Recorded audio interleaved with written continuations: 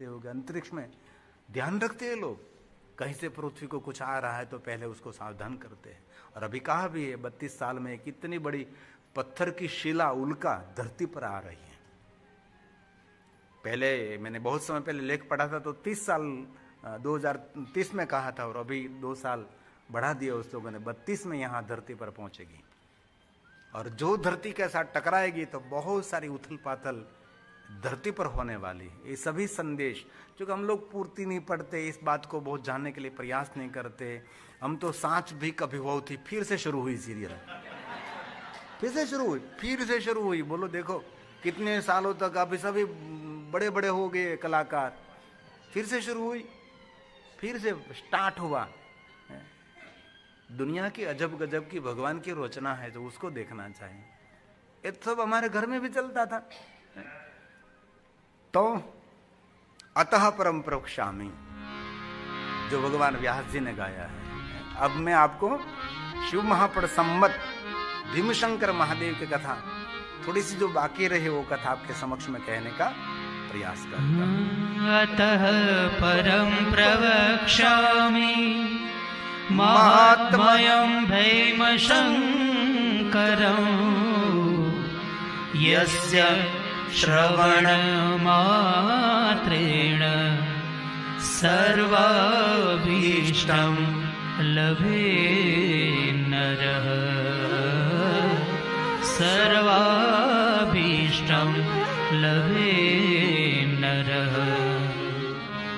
हे महात्माओं, आप सभी भीमाशंकर महादेव की कथा का श्रवण करें।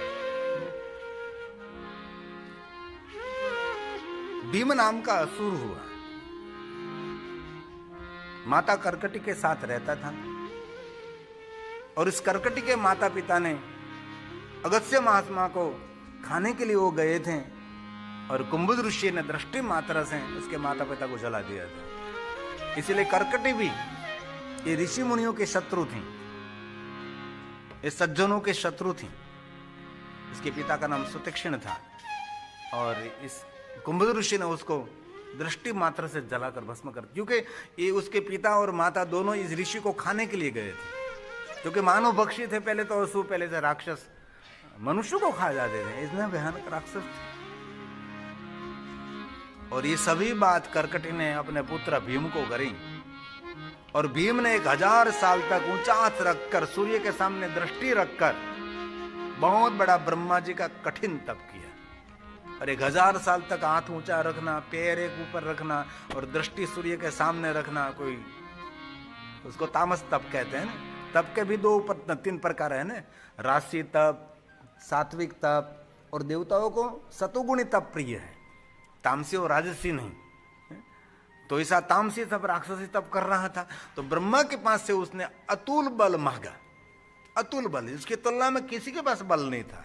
तो बल मिला भीम नाम के असुर को, तो खंडात्मक प्रवृत्ति करने लगा, बहुत सारे सज्जन राजाओं को मारने लगा, युद्ध करते करा, धीरे धीरे धीरे आगे जाने लगा। युद्ध करते करते राजाओं को जीतते जीतते कामरूदेश पहुंच गया।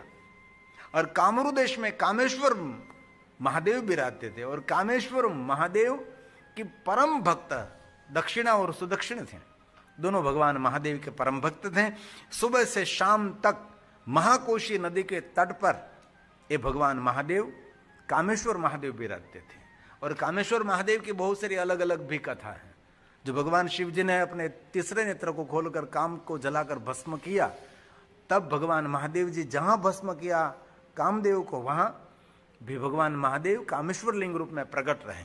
और मैंने ये बात बहुत बार कथा में कही है कि रति को भगवान महादेव ने वरदान दिया था कि हे रति, कोई भी मेरा भक्त हे कामनाथ, हे कामेश्वर, हे कामनाथ, हे कामनाथ, हे कामनाथ ऐसा बोलता रहेगा तो उसकी कामना मैं पूर्ति करूंगी। तेरे पति को मैंने तीसरे नेत्र खोलकर जलाकर भस्म तो किया है, लेकिन तेरा पति अंग से भस्म हो गया है, लेकिन अंग के बिना सबके मन में रहेगा। और तेरे पति के नाम से ये लिंग रूपेण है सतमा, तेरे पति के नाम से मैं लिंग रूप में यहां प्रकट रहूंगा। इसलिए बहुत सारे अलग अलग कामेश्वर महादेव की कथा है। तो वहां महाकोशी नदी के तट पर आसाम के अंदर, आसाम को कामरूदेश कहा जाता है, वहां भगवान स्वयं कामेश्वर महादेव लिंग स्वरूप में भगवान शिव वहां प्रकट रहे। उसका आराधन सुदक्षिण और दक्षिणा रोज करते थे और नियमित भगवान का पूजन करने के बाद मुख में जल रखते थे। और इस भीमासुर ने आक्रमण किया, पूरे काम्र देश को जीत लिया, राजा और रानी को पकड़ लिया, उसको कैद में बंद कर दिया। कल मैंने वहां तक कथा कही थी। और कैद में बंद तो हुई है, लेकिन महादेव के भक्त हैं, भगवान शिव के बिना पानी नहीं पी सकते, पूजा के बिना। एक दिन गया, 7 दिन लगातार मुख में जल ग्रहण नहीं किया, और 7वें दिन दक्षिणा ने कहा कि आज मेरा जीवन पूर्ण होगा, क्योंकि अब मैं जी नहीं सकती, क्योंकि अब जल मुझे पीना पड़ेगा, और शिव पूजा के बिना हम जल पी नहीं सकते, आज मैं आपका साथ छोड़ दूंगी। सुदक्षिण ने कहा, अरे दक्षिणा, हम तो महादेव के भक्त हैं, कैसे ऐसे श्रद्धा टूट सकती है? 7 दिन जल के बिना रहें। लेकिन सुदक्षिण ने कहा कि दक्षिणा, मैंने बहुत सारे संतों के मुख से वो सुना भी और मैंने पढ़ा भी है, इसीलिए दक्षिणा एक काम करें, हम अंग के अवयव को लिंग माना जाता है, इसलिए अंगुष्ठ को हम शिवलिंग मानेंगे, जिनको चरलिंग कहते हैं। पूरा लिंग पुराण और लिंगावली में बहुत सारे लिंगों का वर्णन है। जो हम देवालय में शिवालय में पाषाण लिंग देखते, एक नहीं बहुत सारे शिवलिंगों की कथा है। ये सभी शिवलिंगों का प्रभाव अलग रहता है, और किस शिवलिंग की पूजा करने से कैसी मनोकामना पूर्ण होती है, उनका भी बहुत बड़ा विज्ञान है। और सभी शिवलिंगों में श्रेष्ठ को शिवलिंग है तो पार्थेश्वर महादेव है। इसमें रत्नलिंग, मणिलिंग, बहुत सारे लिंगों का वर्णन है। जो देवताओं अलग अलग भगवान महादेव के लिंग स्वरूप की पूजा करते हैं, ये भी बहुत बड़ी एक बात है। लेकिन इनमें सभी शिवलिंगों में कोई राजा शिवलिंग है तो यह है पार्थेश्वर महादेव, जो मिट्टी में से शिवलिंग बनाते हैं। कोई भी मनुष्य नियमित 6 मास तक निरंतर पार्थेश्वर महादेव का पूजन करे, असंभव भी संभव होने लगता है। रोग, शोक, दुख सब कुछ मुक्त करता, अकाल मृत्यु नहीं होती। कलत्र, पुत्र, पौत्र, सब कुछ, सबके जीवन में शांति। इसीलिए बहुत सारे शिव भक्तों को मैंने देखा है नियमित पार्थेश्वर महादेव का पूजन करते। हमारे सूरत में एक भारती है, बहुत रुद्राक्ष पहनते हैं, छोटा, आर्थिक एकदम छोटा है, बहुत समय से मिला नहीं। अभी मैं कथा में गया सूरत तो वहां मिले थे मुझे, लेकिन बहुत मिलना नहीं हुआ। जैन देरासर में पहले सेवा करता था, अब कुछ टिफिन सेवा कर रहे हैं अलग अलग जगह पर, लेकिन महादेव का परम भक्त, पक्का भक्त है। इतना रुद्राक्ष पहनते हैं, अपने बच्चों को पढ़ा रहे हैं।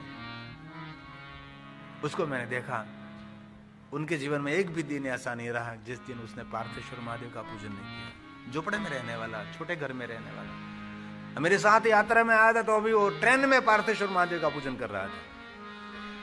किसी के अगर मेहमान हो रहा है तो मेहमान होकर भी वहां पार्थेश्वर महादेव को पूजन करता है। ऐसे बहुत सारे महादेव के भक्त हैं, पार्थेश्वर महादेव का पूजन करते हैं।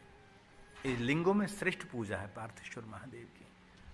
तो सुदक्षिण ने कहा कि दक्षिणा, हम दोनों अंगुष्ठ को शिवलिंग मानेंगे, इस शिवलिंग को हम मन से पूजा करेंगे। जो हमारे आदि जगत गुरु शंकराचार्य महाराज की परंपरा है ना, मन से पूजा करना, मानसी पूजा जिनको कहते हैं।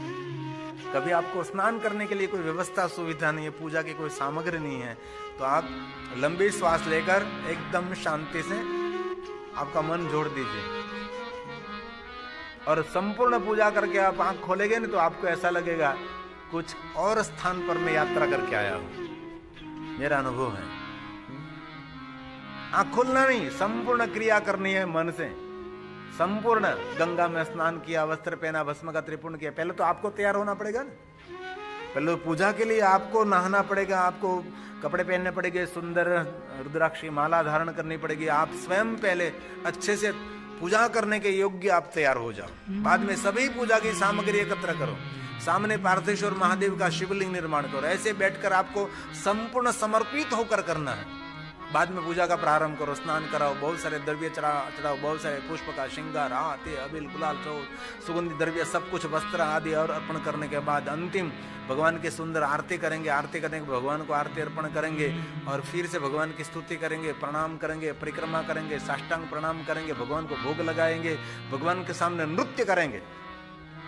क्योंकि पूजा में नृत्य तो रहता है ना, नृत्य के बिना कोई हमारी पूजा नहीं है। ऐसी संपूर्ण पूजा करने के बाद नेत्र खोले, ताजा तरोजा लगोगे आप। अनुभूति तो कभी कर। ये जो लड़की है ना वाटिका, ये इतनी बड़ी रात में पूजा करते हैं, सहस्त्र दीप जलाती है। छोटी सी है लेकिन धनपति बाप की बेटी है, लेकिन सब कुछ त्याग करके बहुत पढ़ी लिखी है, इतनी पूजा करता है। अभी जो अपने टेलीविजन में 1 सहस्त्र दीप, कल जो अमावस्या थी ना, कल थी ना, तो कल के दिन दीपोत्सव किया जाता है। और शिवपुराण ग्रंथ में 1 लाख दीप प्रकट करना चाहिए। हम उज्जैन महाकालेश्वर में कथा करने के लिए गए थे, तो वहां के सभी लोगों ने मिलकर 21 लाख दीपों की दीपमाला की थी शिप्रा नदी के दोनों का तट पर। इसमें विभाग सौंप दिया था, इतना एरिया आपका रहेगा, इतना एरिया आपका, क्योंकि जहाज रल जामना, ये कल दो कल व्यक्ति कुछ नहीं कर सकते ना। जो समूह होता है, कलयुग शक्ति संघे शक्ति, कलयुग में संगठन में शक्ति रहती है। तो दोनों ने निर्णय ले लिया कि हम मन से महादेव का पूजन कर लेंगे और मन से पूजा करने के बाद हम जल ग्रहण करेंगे, क्योंकि जीना बहुत जरूरी है, जीवित रहना जरूरी है, जीवतू रहવું એ જરૂરી છે, તમારું હોવું જરૂરી છે। કોઈ પણ તરીકે આપણે વિમાનમાં બેસે ત્યારે હું કે બીજાને પછી ઓક્સિજનનું પહેલા તમે ચડાવી દો, પહેલા તમે જીવતા રહ્યો પછી બીજાને મદદ કરો। પણ આપણા ધર્મશાસ્ત્રો એમ કે તમે તમારા જીવનની આહુતિ આપી દો પણ બીજાને જીવન આપો, એ આપણા ધર્મગ્રંથોની વાત છે। એટલે સ્વયં જીવતું રહેવું જરૂરી છે। तो आदि जगतगुरु शंकराचार्य महाराज ने मानस पूजा से, आप सब परिचित है ना मानस पूजा से, लेकिन तो भी एक पंक्ति गाएंगे। रत्ने कल्पितमासनं हिमजले। कहीं लोग बोल लेते हैं, पूजा नहीं करते। ये जरूर बोलने की महिमा, पाठ करने की महिमा, लेकिन इसमें आदि जगतगुरु शंकराचार्य महाराज ने सिखाया है कैसे पूजा करो। हम लोग तो पाठ कर लेते हैं, ऐसे नहीं, आपको स्वयं को करना है। ये आपको एक मार्गदर्शन दिया कि ऐसे पूजा कर सकते हैं। हिमालय पहाड़ों के ठंडे ठंडे सरोवर में इसमें जल ला रहा हूं, गंगा जल तो सही, लेकिन हिमालय पर जो तालाब है, इस हिमालय के ठंडे सरोवर में से जल लेकर भगवान महादेव में अभिषेक करता हूं। भगवान शिव जी को ठंडा जल क्यों चढ़ाते हैं? क्योंकि भगवान शिव जी ने विषपान किया है। और देखना महादेव का जो भक्त होगा ना, अति स्वभाव से बहुत गर्म होगा वो। जो संपूर्ण महादेव का भक्त है, ये स्वभाव से बहुत तीखा रहता है। शिवजी शांत दिखाई देते, लेकिन शिवजी तामस गुण के अधिष्ठाता है। महादेव के भक्तों का ये लक्षण रहता है, मैंने भी देखा भी है। ये सहन बहुत कर लेते हैं, लेकिन इतने तीखे होते हैं ना, इतने खतरनाक होते हैं लोग। ये महादेव के भक्तों का लक्षण है। इसलिए शिवजी को ठंडा जल इसीलिए चढ़ाया जाता है, क्योंकि शिवजी ने विषपान किया तो वो अंदर से गर्म रहते हैं। इसीलिए मानस पूजा में कहा हिम जल, हिमालय सरोवर का जल। रत्ने कल्पितमासनं हिमजले स्नानं च दिव्याम्बरम् नाना रत्नविभूषितं मृगमदा मोदाकितं चन्दनं जाति चम्पकबिल्वपत्र रचितं पुष्पं च धूपं तथा दीपं देवदयानिधे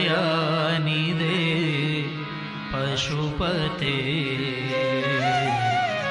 ह्यकल्पितं गृह्यता। ये मानस पूजा है, आप सबको कंठस्थ है।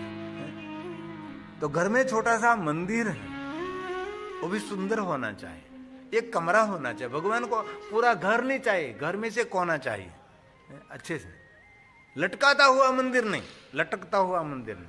आप नीचे मंदिर हो, आसन जमा कर बैठ सके, भगवान के सामने अच्छे से पूजा कर सके, ऐसा मंदिर होना चाहिए ना।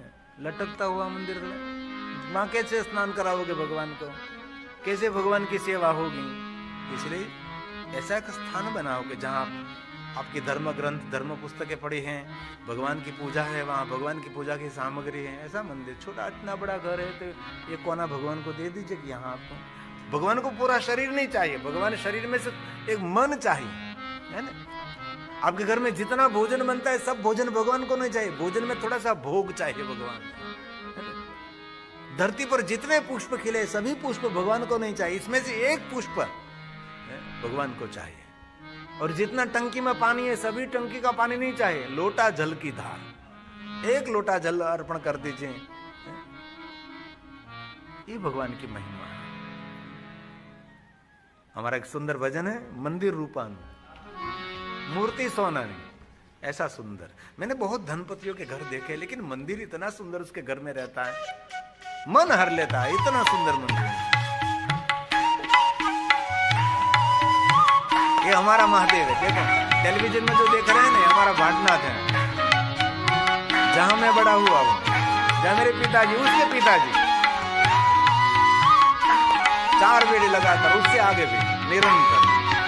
थोड़ा तारा दर्शन था,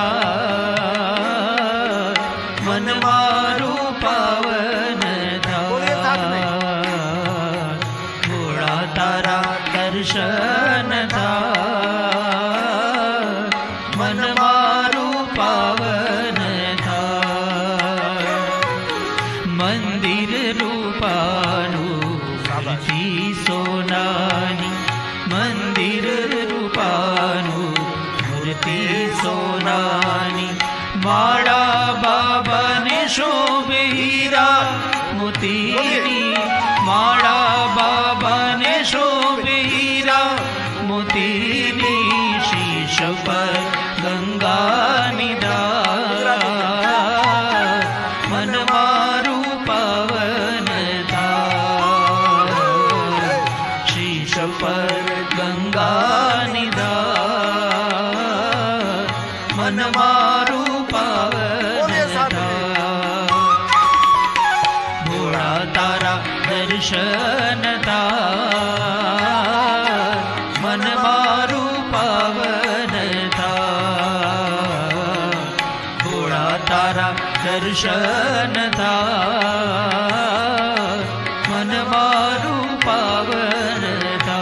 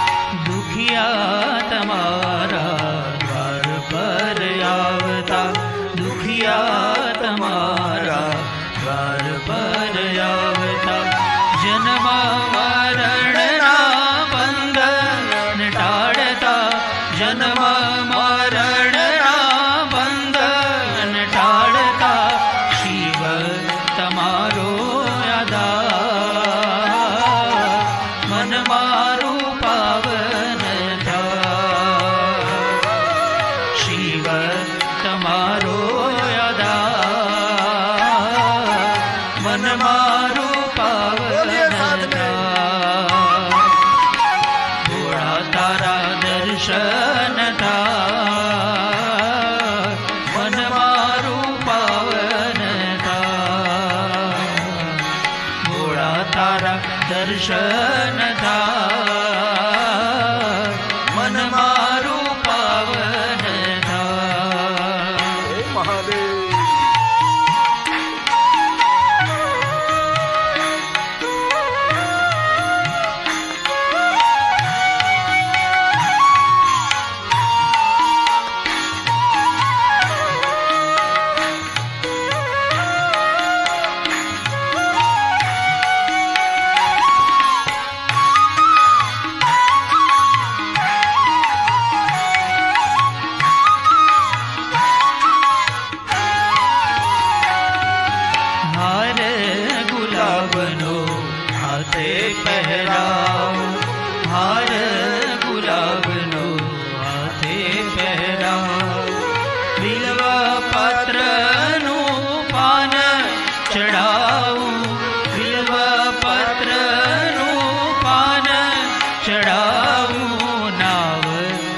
ઉતારો ભવ પાર મન મારું પાવન થાય નાવ ઉતારો ભવ પાર મન મારું પાવન થાય થોડા તારા દર્શન થાય મન મારું પાવન થાય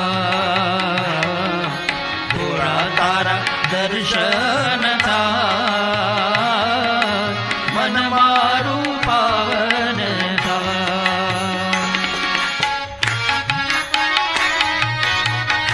મોહનભાઈ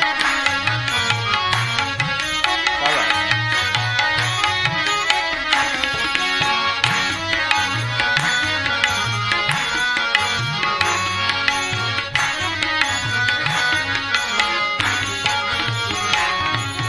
ભક્તિ તમારી લાગે છે પ્યારી ભક્તિ તમારી લાગે છે પ્યારી મૂર્તિ દેખીને હું જાઉં છુવારી મૂર્તિ દેખીને હું જાઉં છુવારી ભક્તોને આનંદ થાય મન મારું પાવન થાય ભક્તોને આનંદ થાય મન મારું પાવન થાય ભોળા તારા દર્શન થાય મન મારું પાવન થાય ભોળા તારા દર્શન થાય મન મારું પાવન થાય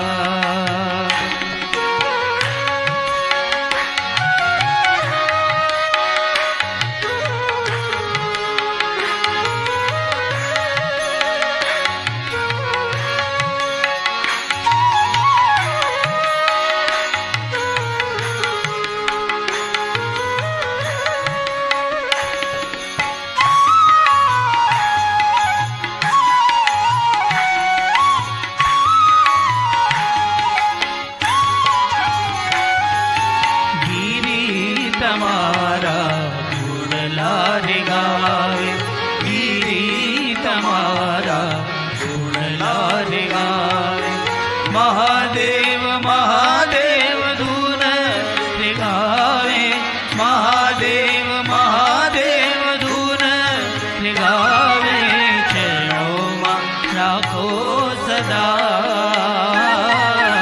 મન મારું પાવન થાય થોડા ચરણોમાં રાખો સદા મન મારું પાવન થાય થોડા તારા દર્શન થાય મન મારું પાવન થાય થોડા તારા દર્શન થાય મન મારું પાવન થાય મન મારું પાવન થાય મન મારું પાવન થાય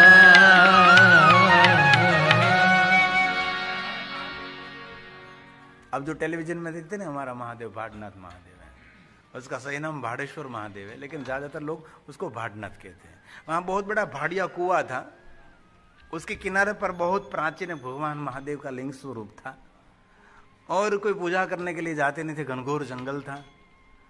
और मेरे पिताजी के उसके पिताजी ने उसका पूरा वहां रहकर जंगल में रहकर पूरा डेवलपिंग किया और सुंदर एक पहले तो सीमेंट नहीं थी ना, तो चूने में से बनता था ना मंदिर, सीमेंट का संशोधन है, इसमें से मंदिर बनाया हुआ था। बहुत छोटा नहीं बहुत बड़ा नहीं ऐसा मंदिर था और हमारा सबका जीवन वहां गए। मेरे पिताजी के पिताजी हीरागिरी बापू ने वहां जीवित समाधि ली और ये महादेव के परम भक्त और समर्पित थे। मेरे बापूजी ने पूरा जीवन वहां निकाला, उसकी भी वहां समाधि रही। और मेरे पिताजी कहकर गए थे, वो अनपढ़ थे लेकिन 300 भजन उनको कंठस्थ थे और बड़े संगीत और सुंदर भजन गाते थे।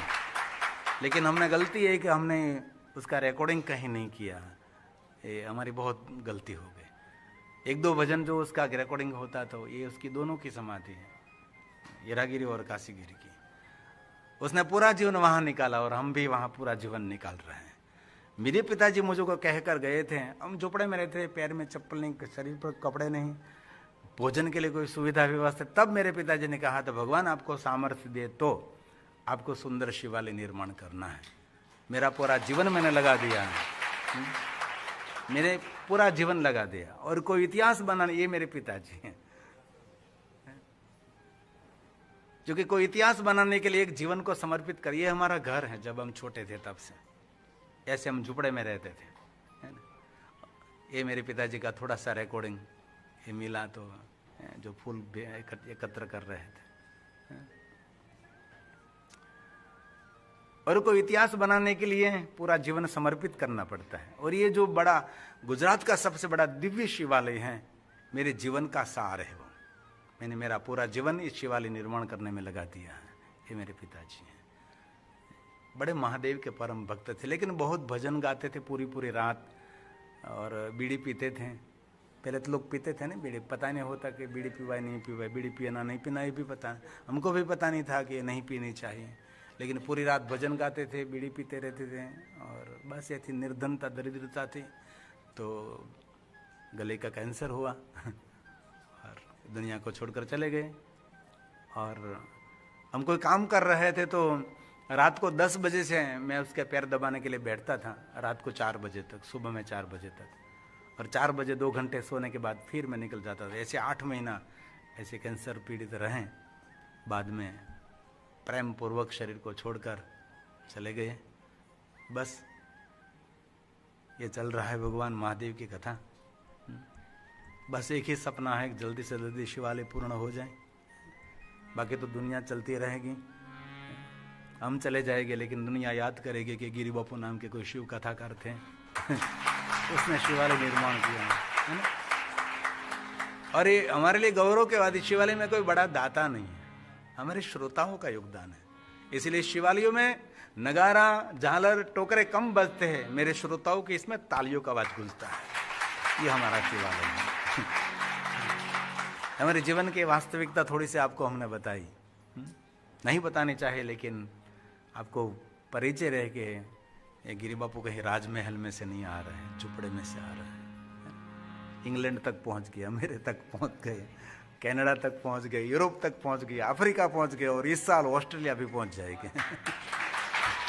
भगवान की कथा है, भगवान जिनके साथ में इसमें क्या कमी रहती है। और कोई भी यात्रा में कठिनाई तो रहती है ना, आपका बिजनेस है, कोई भी व्यवस्था, आप सर्विस करते हैं, नौकरी करते हैं, वहीं कहीं ना कहीं स्पीड ब्रेकर तो रहते हैं। पहले आपके देश में स्पीड ब्रेकर नहीं थे, अब तो बहुत लग गए हैं, क्योंकि बहुत लोग गाड़ी फास्ट चलाने लगे। कल मैं रात को विनोद भाई के साथ निकला था गांव में, मेरी बेटी वैद्य को मिलने के लिए जा रहा था, तो मैंने तुरंत कहा, मैं देखो यहाँ बहुत सारे युवान भाई बहन कितनी बीड़ी पीते हैं, यहाँ की युवा धन धीरे धीरे खत्म हो रहा है। हमने चिंता व्यक्त करी थी कि इसको कोई समझाने वाला नहीं है, इतनी बीड़ी पीते इतने। और लोग लिक्विड वाली बीड़ी, लिक्विड वाले जो इंग्लिश बीड़ी आते हैं ना लिक्विड वाले, वो भी पीते रहते हैं। क्या होगा युवा धन का। तो मैं ये कहना चाहता था कि सुदक्षिण दक्षिणा ने मन से महादेव का पूजन किया। कोई व्यवस्था सुविधा नहीं थी, अंगुष्ठ को लिंग मान लिया, उसको चरलिंग कहते हैं। और घर में जो शिवलिंग रखते हैं ना, वो भी उसका नाप का होना चाहिए। ऐसे 4 अंगुली का माप का तो अंगूठा, भगवान ने माप तोल कर सब कुछ बनाया है, यही माप बराबर होते। जितना आप इतने लंबे होते नहीं, जितने पौड़े होते इतने लंबे होते हैं। ये हाइट ये और ये दोनों समान होते हैं। ऐसी बहुत सारी बातें हैं। जीव विज्ञान जिन्होंने पढ़ा, इसमें भी 30 है, इसमें भी 30 है। ये सर्प तो सांधो, ये मिजाग्रो सांधो, ये फर तो सांधो। जीव विज्ञान जिन्होंने पढ़ा होगा, मैं जीव विज्ञान पढ़ा हूँ, मनोविज्ञान भी पढ़ा हूँ। तो असुर सब परिक्रमा कर रहे थे, वो दोनों बैठकर महादेव की भजन करते हुए, स्तोत्र का गायन करते हुए भगवान का मन ही मन पूजन करते थे। लेकिन जैसे जैसे उसकी भक्ति की वृद्धि होती गई सुदक्षिण दक्षिणा की, वैसे वो जो पहरेदार थे सभी असुर, उसको भय लगने लगा, अंदर से डर लगने लगा, ये कहीं यहाँ कुछ हो रहा है। अंदर से जलन होने लगी, कुछ तो यहाँ हो रहा है, कोई मंत्र शक्ति का प्रयोग ये कर रहे हैं। और पहरेदारों ने भीमसूर को कहा कि भीमासुर, अब हमारे राजा हैं, आपको संदेश देना हमारा कर्तव्य है।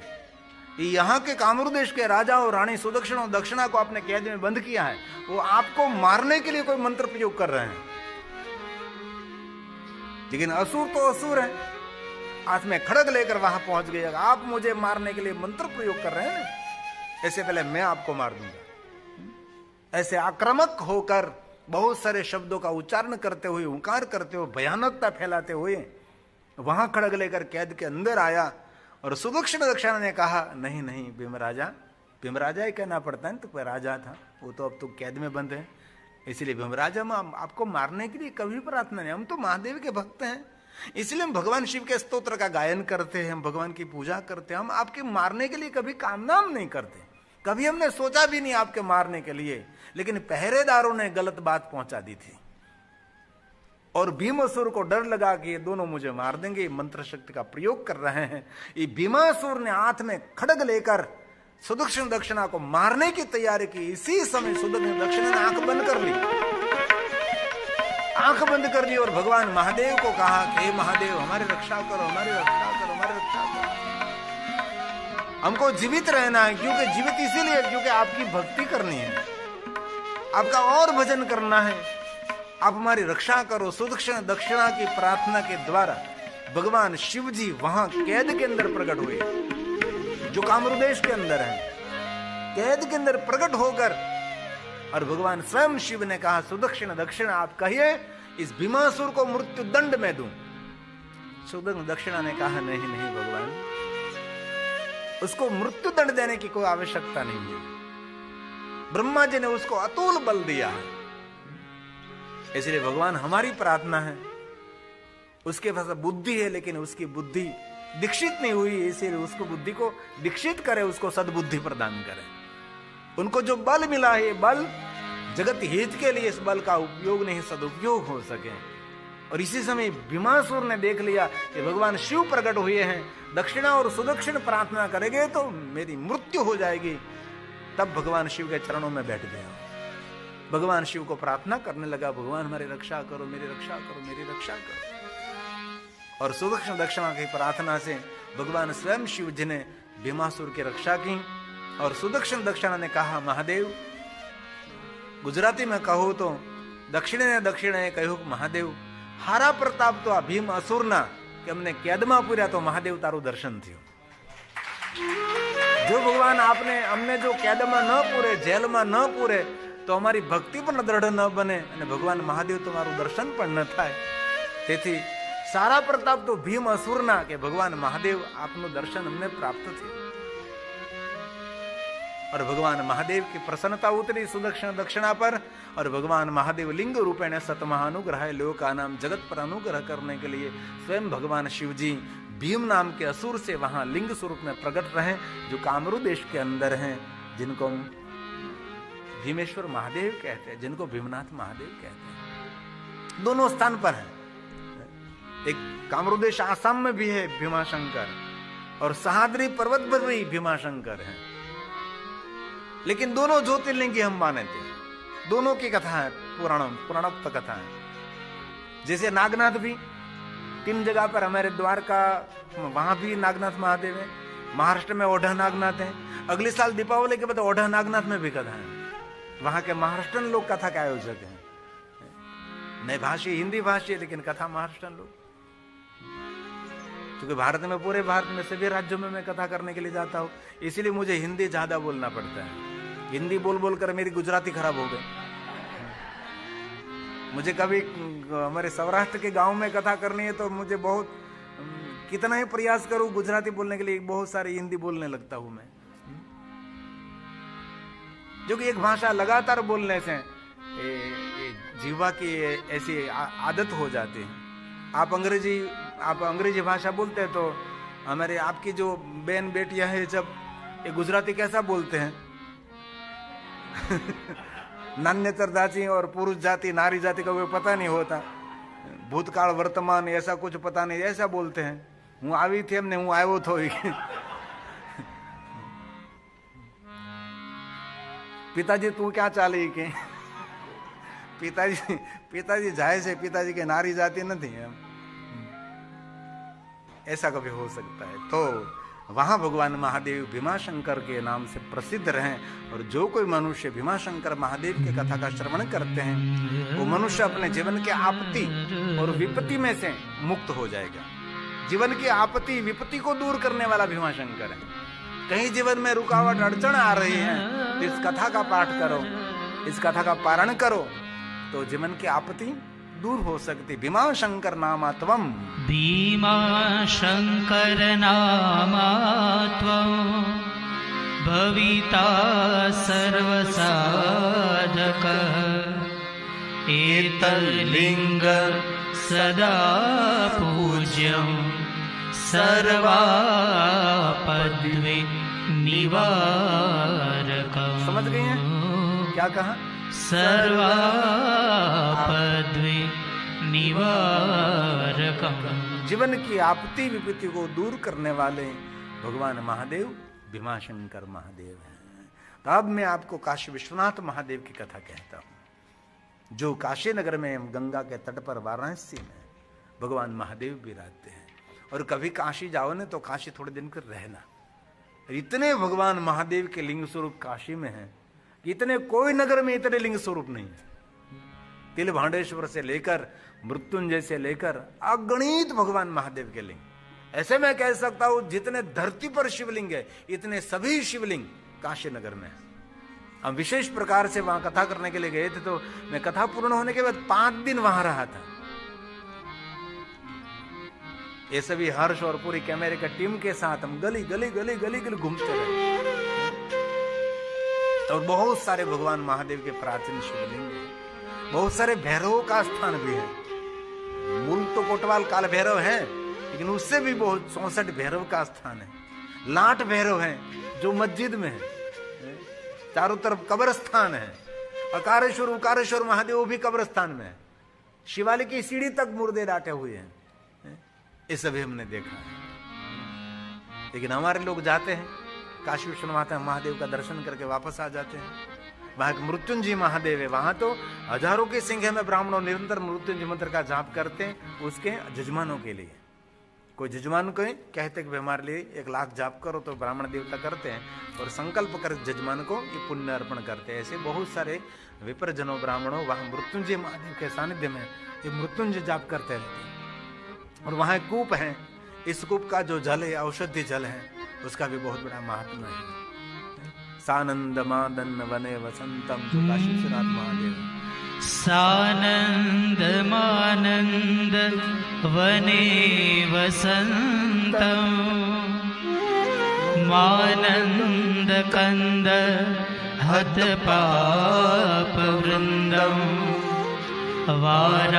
वाराणसीनाथ नाथं नाथं श्री विश्वनाथं शरणं प्रपद्ये। श्री विश्वनाथं शरणं प्रपद्ये।